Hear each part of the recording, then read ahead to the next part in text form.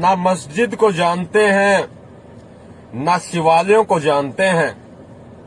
ये भूखे पेट सिर्फ निवालों को जानते हैं।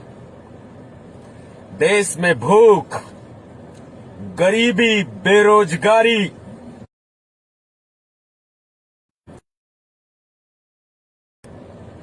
बेरोजगारी पूरी चरम सीमा पर पहुंच गई।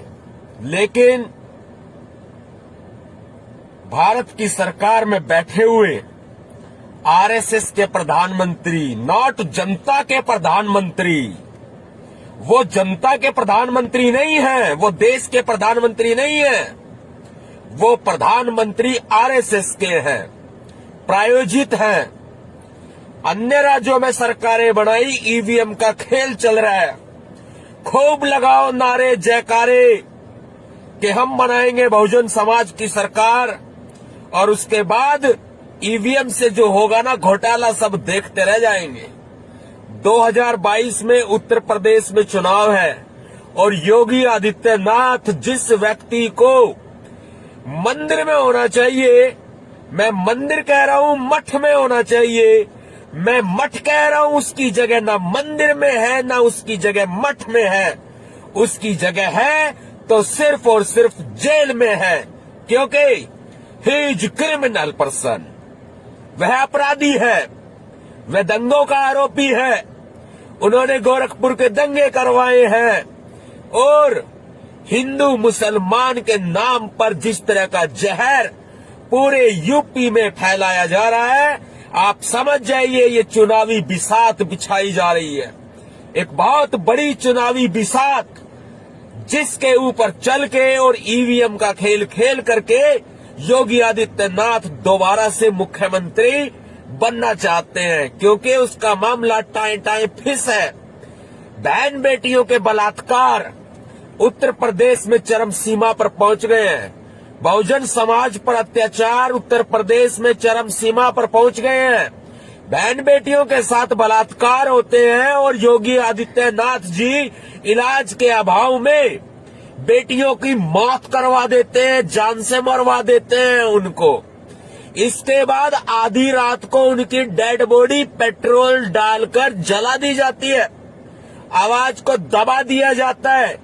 हम लगाते हैं जय भीम के नारे, हम सभी को जय भीम अभिवादन करते हैं, लेकिन ये जय भीम की सफलता, ये बाबा साहब अम्बेडकर जी के विचारों की सफलता और ये जो गर्म विचार है मेरे, सीधी क्रांति की बात करते हैं, 21वीं सदी की नीली क्रांति की बात करते हैं, ये उदय होगा, ये उदय होगा और जल्दी होगा, बहुत जल्दी होगा।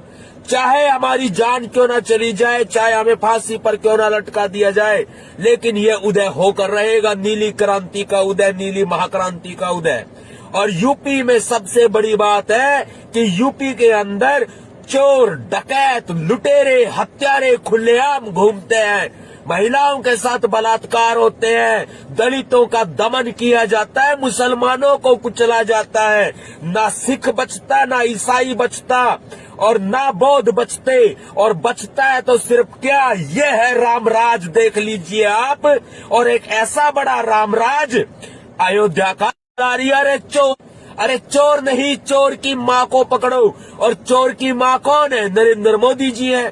चोर की माँ कौन है? योगी आदित्यनाथ जी है। चोर नहीं, चोर की माँ को पकड़ो, क्योंकि ये लोग वो लोग हैं भगवा आतंकवादी जिसको बोलते हैं।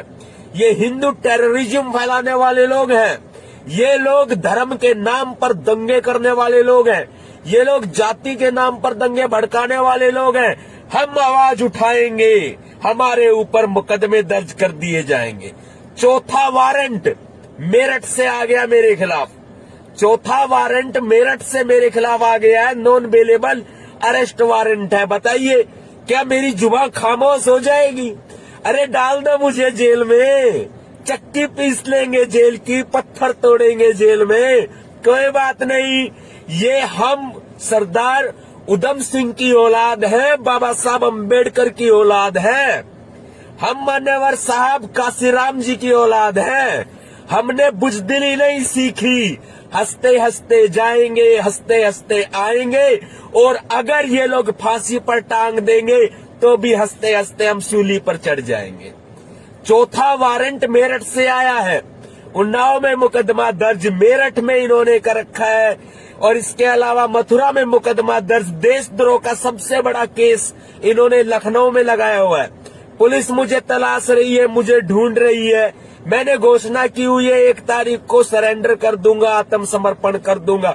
भाई पकड़ लेना, मुझे बिगाड़ लेना जो बिगाड़ना है। मेरी शरीर की बोटी बोटी काट लेना आप, और काट करके मेरे शरीर की बोटी बोटी आप अपने मन की कर लेना योगी आदित्यनाथ जी। क्योंकि कौन आ रहा है पता है आपको? नवाब सतपाल तंवर आ रहा है। ये भाइयों का भाई आ रहा है, दोस्तों का दोस्त आ रहा है, ये माओ का बेटा आ रहा है, ये बुजुर्गों का बेटा आ रहा है, ये बहनों का भाई आ रहा है।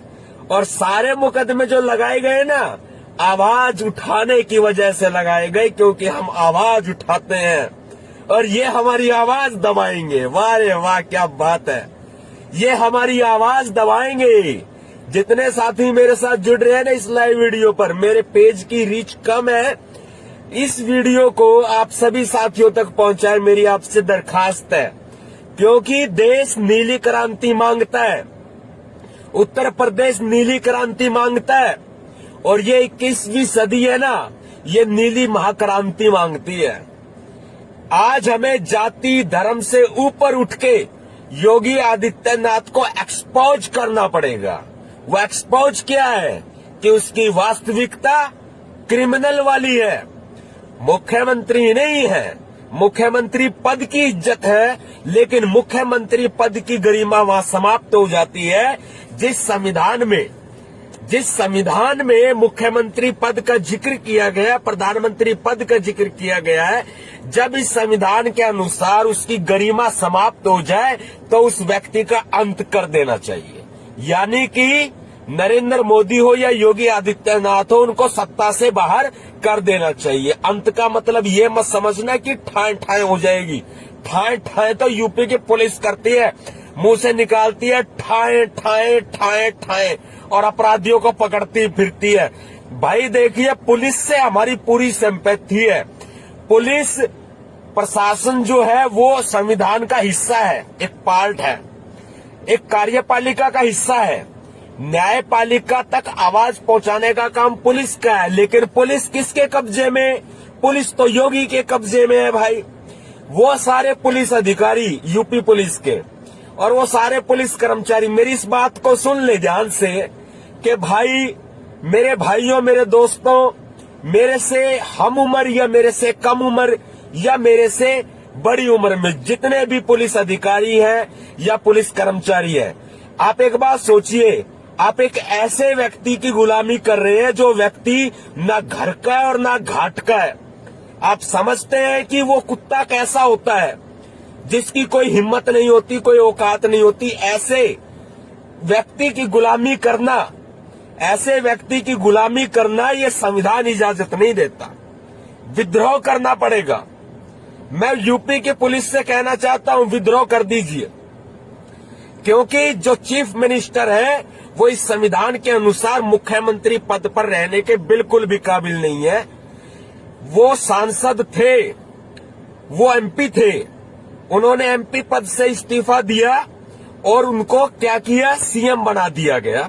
जब बीजेपी बहुमत में आई तो बीजेपी सत्ता में आई और योगी आदित्यनाथ ने इस्तीफा दिया 2017 में और वो चीफ मिनिस्टर बन गए, यानी कि उत्तर प्रदेश के मुख्यमंत्री बन गए। आप ये समझिए, संविधान को कत्ल कर दिया है, संविधान को धूमिल कर दिया है, संविधान को खत्म कर दिया गया है।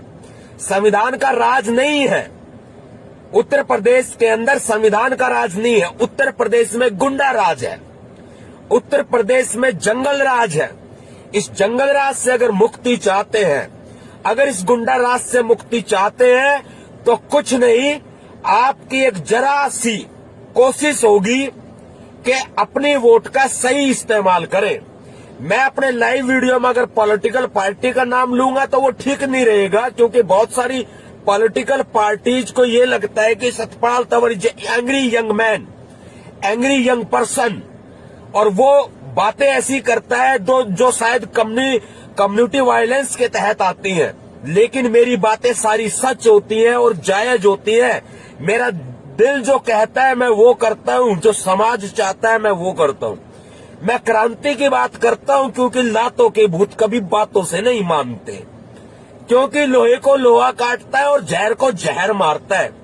इन्होंने हिंदू के नाम पर, धर्म के नाम पर, मुसलमान के नाम पर, जाति के नाम पर जो इन्होंने दंगे किए, अपनी सरकार बनाई, उसको भी हम अगर काटेंगे ना तो इनको अपनी ताकत का लोहा मनवा के तब काटेंगे।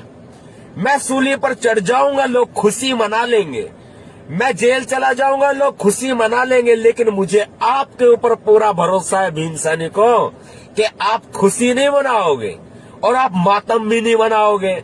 आप सीधा सीधा धनुष उठाओगे, कमान चढ़ाओगे, तीर लगाओगे और चलाओगे। मतलब आप समझना कि एग्जाम्पल के तौर पर मैंने एक बहुत बड़े एग्जाम्पल की बात आपके सामने कही है। राजश्री छत्रपति साहूजी महाराज का जन्मदिन है। वो पिछड़ों के हितैषी, वो दलितों के हितैषी थे। वो समता मूलक समाज की स्थापना करना चाहते थे। कोल्हापुर के महाराज जिन्होंने हमेशा समानता की बात की, जिन्होंने हमेशा अधिकार की बात की, और आज जिस रिजर्वेशन, जिस आरक्षण को ये मनुवादी गाली देते हैं ना, ये मनुवादी बोलते हैं आरक्षण खत्म होना चाहिए, उस आरक्षण के जनक साहूजी महाराज थे।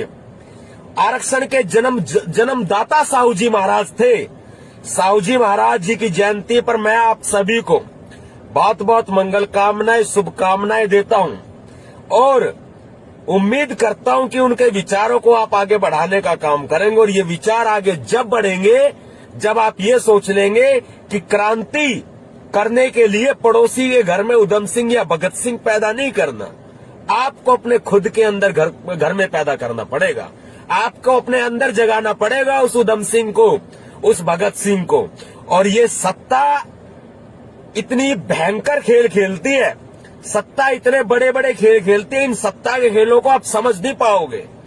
ये तरह तरह के खेल खेलती है, गद्दारी भी करवाती है लोगों से, लेकिन थोड़ा सा चिन्हित करना पड़ेगा ऐसे लोगों को जो सत्ता के हाथों में खेलते हैं और सत्ता का ही गुणगान करते हैं। सत्ता से हमारी लड़ाई, बीजेपी से हमारी लड़ाई, मनुवाद से हमारी लड़ाई। और हाँ, मनुवाद का इलाज करने वाले सबसे बड़े डॉक्टर बाबा साहब डॉक्टर भीमराव अंबेडकर जी थे, लेकिन आज की तारीख में इन मनुवादियों का इलाज करने वाला डॉक्टर पैदा हो चुका है। आज की तारीख में इन भगवाधारियों का इलाज करने वाला डॉक्टर पैदा हो चुका है। आज की तारीख में इस योगी आदित्यनाथ का इलाज करने वाला, नरेंद्र मोदी का इलाज करने वाला, आरएसएस का इलाज करने वाला डॉक्टर पैदा हो चुका है। 21वीं सदी में पैदा हो चुका है। समझिए, सोचिए, आगे बढ़िए और समाज को बढ़ाइए। मेरे ऊपर केस लगे, मुझे फर्क नहीं पड़ता। हाँ, मुझे पता है कि अगर मेरी मौत भी हो जाती है, मेरा एनकाउंटर भी करा दिया जाता है, तो जो मेरे विरोधी है ना, वो भी मेरी तस्वीर पर माला चढ़ाने के लिए आ जाएंगे। तो अगर वो तस्वीर पर माला चढ़ाने के लिए आ सकते हैं, तो ऐसी कंडीशन में आप ये समझ लीजिए, जो कल तक, जब समझिए बाबा साहब डॉक्टर भीमराव अंबेडकर जी थे, उस वक्त में जो उन्होंने संघर्ष किया, वो संघर्ष इतना काबिले तारीफ था कि लोग उनका विरोध अपने भी करते थे। और जब मान्यवर साहब काशीराम जी के साथ काम करने वाले लोग जब संघर्ष कर रहे थे उनके साथ, लेकिन जब मान्यवर साहब काशीराम जी ने बहुजन समाज पार्टी की स्थापना की, तो उनका विरोध करने के लिए उनके अपने लोग ही खड़े हो गए। और जब वे लोग खड़े हुए तो ऐसा हुआ कि जैसे ही मान्यवर साहब काशीराम जी हमारे मसीहा बन के सामने आए या वो इस दुनिया में नहीं रहे, तो लोगों ने उनके भी फोटो पर माला चढ़ानी शुरू कर दी।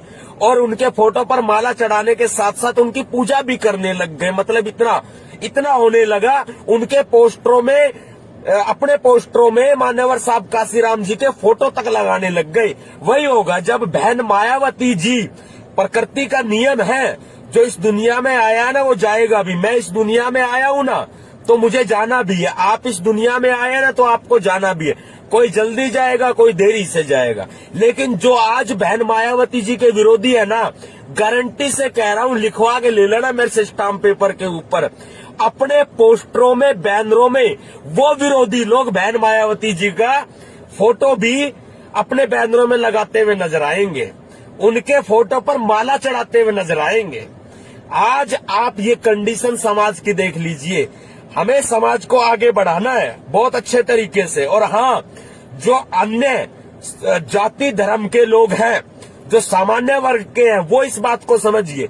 हम समता मूलक समाज की बात करते हैं, हम न्याय की बात करते हैं, हम समानता की बात करते हैं, न्याय की, बंधुत्व की, एकता की बात करते हैं।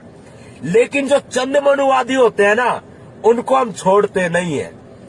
इसलिए चंद मनुवादी जो है और मनुवादी जो लोग होते हैं, उनकी डिफरेंट मानसिकता होती है, जो महिला विरोधी भी होती है और मानवता के विरोधी भी होती है, और वो हमारे भी विरोधी है।